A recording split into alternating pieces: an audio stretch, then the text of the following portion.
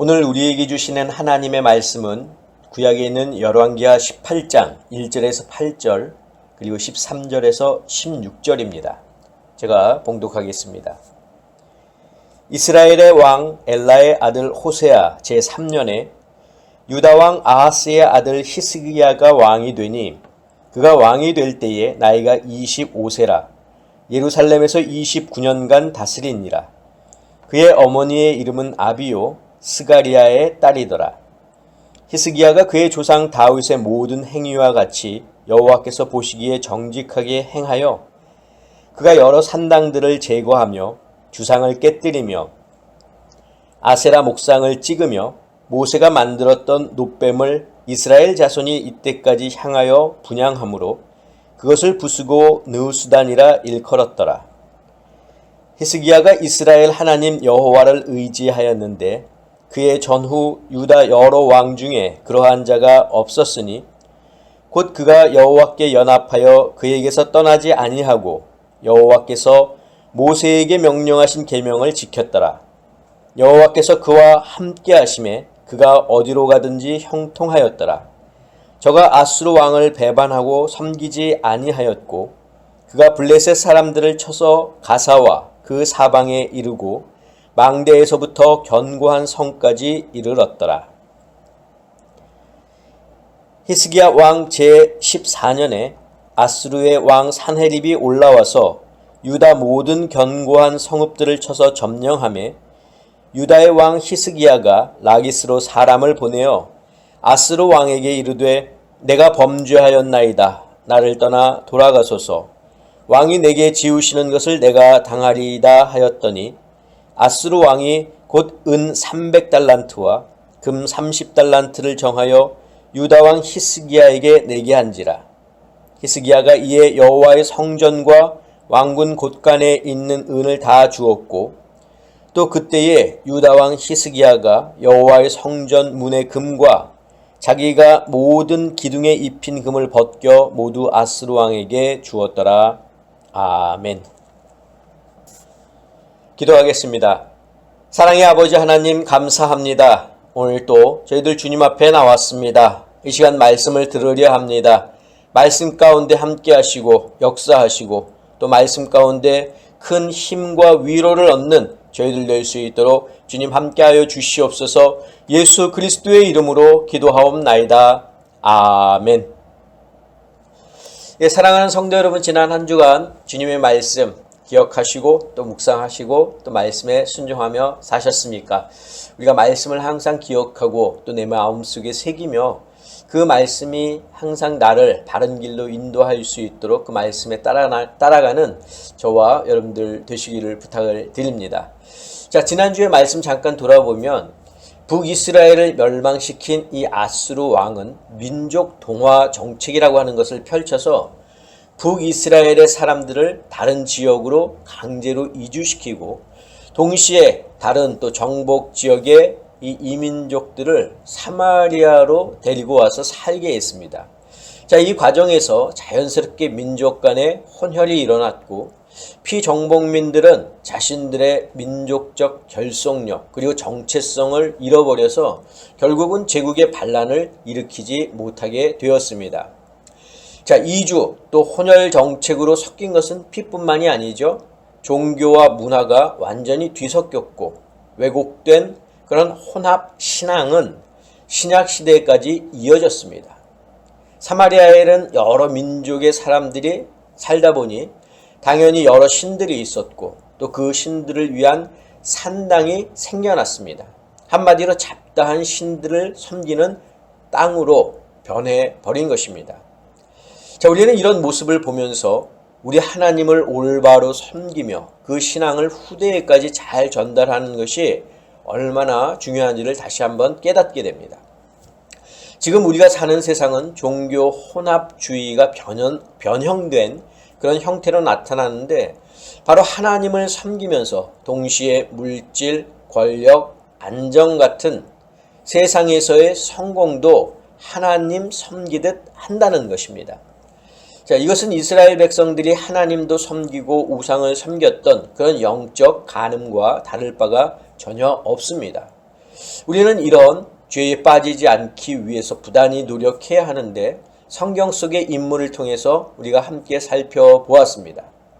첫째 인물은 바로 여호수아입니다. 자, 모세의 뒤를 이어서 이스라엘의 지도자가 된 여호수아는 가나안 땅 점령을 완수한 후에 죽음을 앞두고 이스라엘 백성들에게 마지막 고별 설교를 합니다.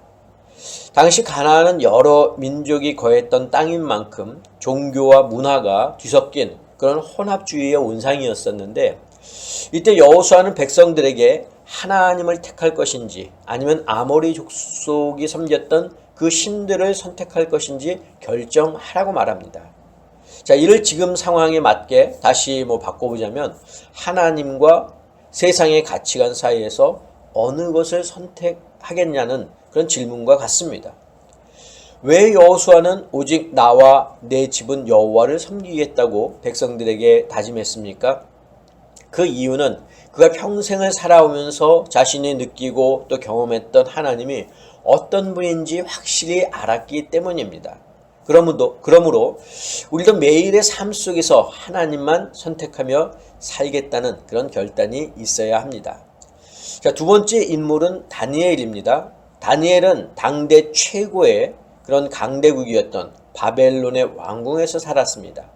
하나님과 또 바벨론 제국의 호화로움 속에서 두 가지를 모두 선택하며 살 수 있었습니다. 하지만 그는 끝까지 신앙을 지켰습니다.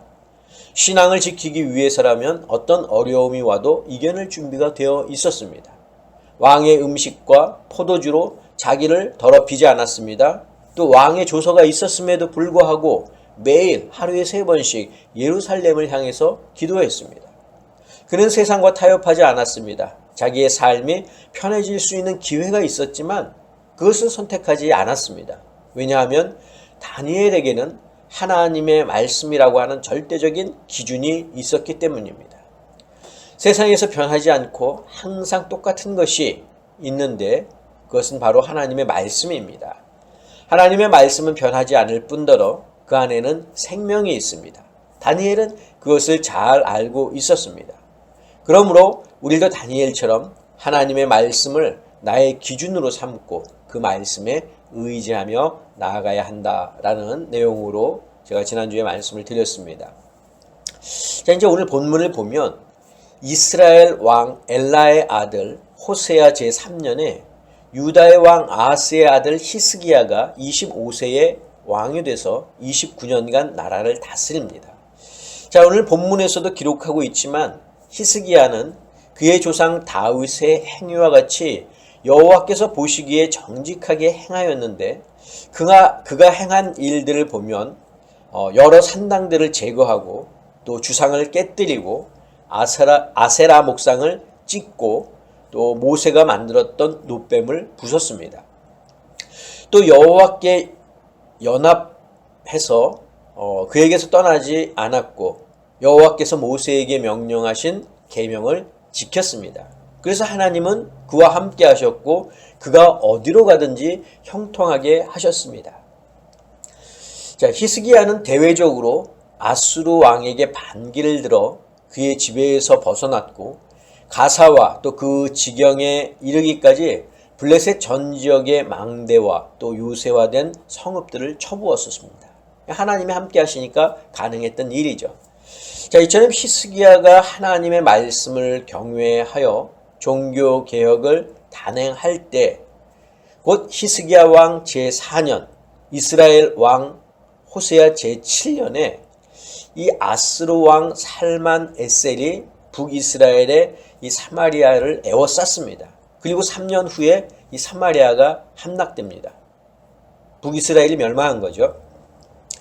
자, 이 북이스라엘의 멸망은 유다에게도 위협을 가져오는데 히스기야 왕 제14년에 아수르 왕 사네립이 올라와서 유다 모든 견고한 성읍들을 쳐서 점령합니다.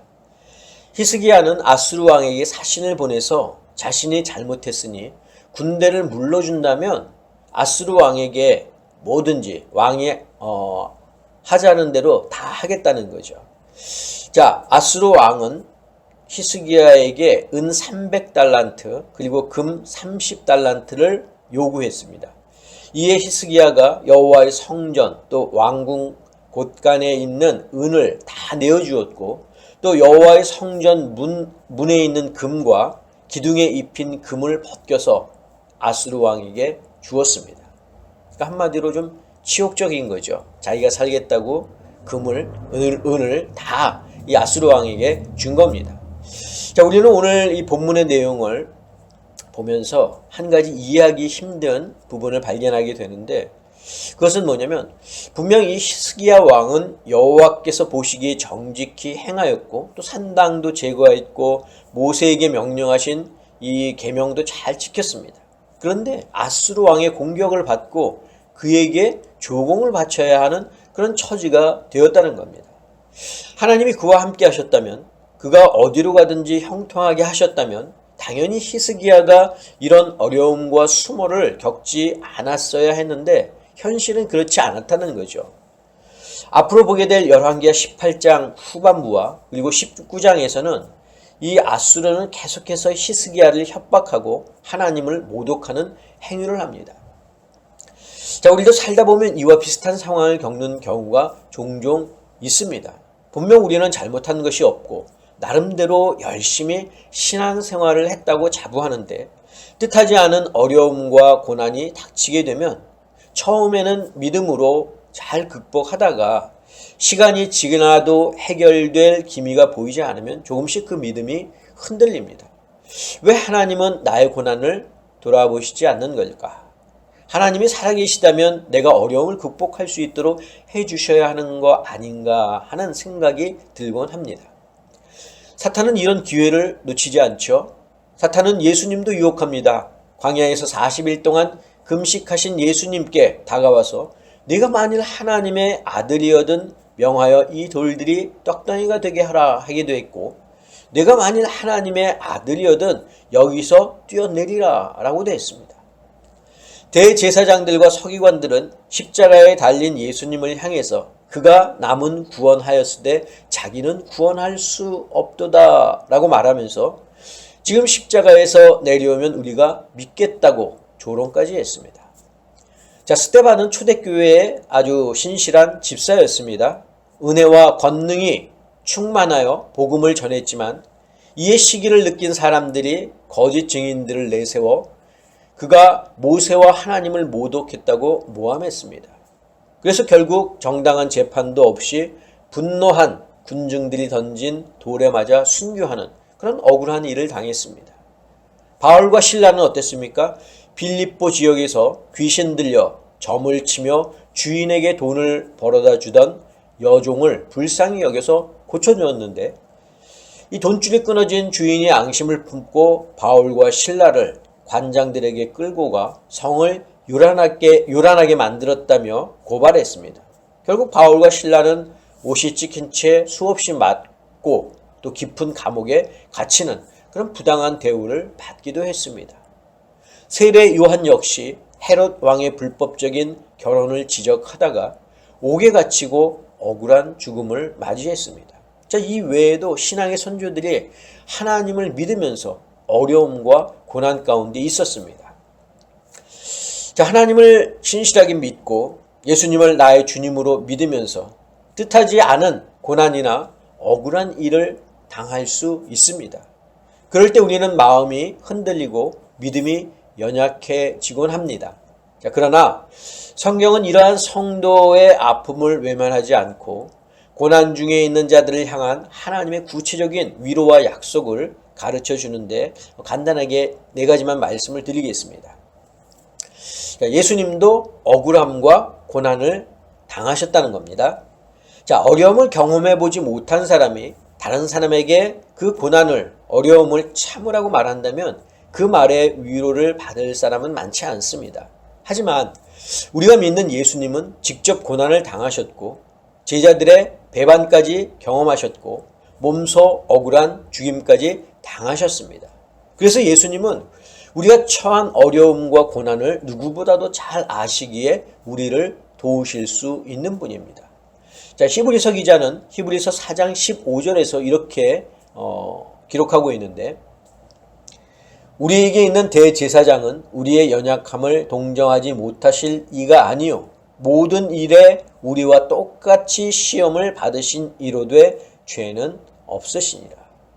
자, 죄 없으신 예수님께서 시험을 받으셨다는 것은 신실하게 믿음을 지키며 어려움과 고난 속에 살아가는 우리에게 큰 힘과 위로가 됩니다. 저는 우리 아름다운 교회 성도 여러분들도 예수님의 모습 속에서 위로를 받으실 수 있기를 간절히 바랍니다. 자, 두 번째로 하나님은 우리의 문제와 고난을 알고 계신다는 겁니다. 자, 고난 속에서 가장 힘든 것은 내가 혼자 되었다고 느껴질 때입니다. 자, 그러나 성도는 결코 혼자 되는 법이 없습니다. 왜냐하면 하나님께서 항상 우리와 함께 하시기 때문입니다. 졸지도 주무시지도 않는 하나님께서 지금 이 순간에도 깨어 우리를 돌보시기 때문입니다. 뿐만 아니라 그 하나님이 우리의 고난과 문제를 이미 알고 계신다는 사실이죠. 그리고 우리가 시험에 들지 않게 피할 길을 내사 능히 감당하게 해 주신다는 겁니다. 그렇기 때문에 이런 고난이 우리에게 찾아와도 그것이 아무런 문제가 될 수 없다는 겁니다. 자, 세 번째는 고난에는 반드시 끝이 있고 그 목적이 있다는 겁니다. 성경은 그리스도인의 고난을 의미 없는 고난이 아니라 더 가치 있는 존재로 만들어 가시는 그런 하나님의 재련 과정으로 설명합니다. 지금은 터널 속 같고 또 희미한 안개 속을 걷는 것 같지만 결국에 가서는 더 단단하고 아름다운 모습으로 나오게 하시려는 하나님의 놀라운 목적이 있다는 겁니다. 자, 욥기 23장 10절을 보겠습니다. 그러나 내가 가는 길을 그가 아시나니 그가 나를 단련하신 후에는 내가 순금같이 되어 나오리라.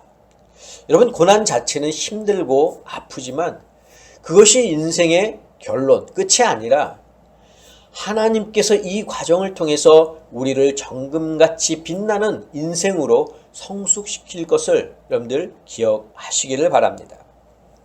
자, 마지막으로 네 번째, 우리가 다 이해할 수 없는 하나님의 선한 계획이 있다는 겁니다.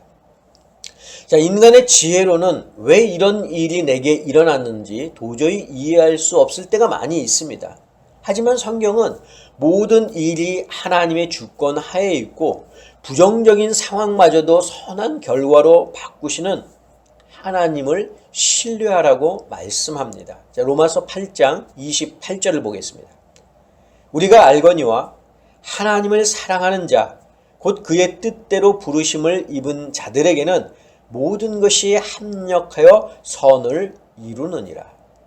자, 요셉이 형들에 의해 애굽의 노예로 팔려갔지만 그것이 요셉에게는 고난과 고통의 시작이었지만 하나님은 그 일을 통해 요셉을 애굽의 총리가 되게 하셨고 그의 가족을 애굽으로 이주하게 하셨고 애굽에서 당신의 백성을 이루게 하셨습니다. 우리가 이해할 수 없는 하나님의 선한 계획이 바로 요셉의 고난에서부터 출발하는 것입니다. 사랑하는 성도 여러분, 지금 우리에게 고난과 고통과 시련과 역경이 있다면 그 일로 인해서 낙심하지 않기를 바랍니다. 그 일로 인해서 좌절하지 않기를 바랍니다. 오히려 그 일을 통해 살아계신 하나님의 놀랍고 선하신 계획을 발견할 수 있기를 바랍니다. 저는 우리 아름다운 교회 성도 여러분들도 고난과 어려움 속에서 선하신 하나님의 계획을 발견하며 요셉에게 주셨던 하나님의 큰 복을 받아 누리는 하나님의 귀한 성도들이 되시기를 주님의 이름으로 간절히 축원합니다. 기도하겠습니다. 사랑의 아버지 하나님, 오늘도 저희들 말씀 들었습니다. 우리 가운데 뜻하지 않게 찾아오는 여러 가지 고난과 고통과 시련과 역경이 있지만 그 속에서 하나님의 선하신 뜻을 발견하게 하시고 또 그 가운데에서도 저희들을 홀로 내버려 두지 아니하시며 함께 하시는 그 하나님을 저희들이 발견할 수 있도록 주님 허락하여 주시옵소서. 이제는 우리 주 예수 그리스도의 은혜와 하나님의 그 크신 사랑하심과 성령님의 역사하심이 오늘 말씀을 따라 그 말씀과 함께 살기를 다짐하는 사랑하는 당신의 성도들 머리 위에, 저희들의 가정 위에, 건강 위에, 자녀들 위에, 직장과 사업과 일터 위에 지금부터 영원까지 함께 하옵시기를 간절히 축원하옵나이다. 아멘.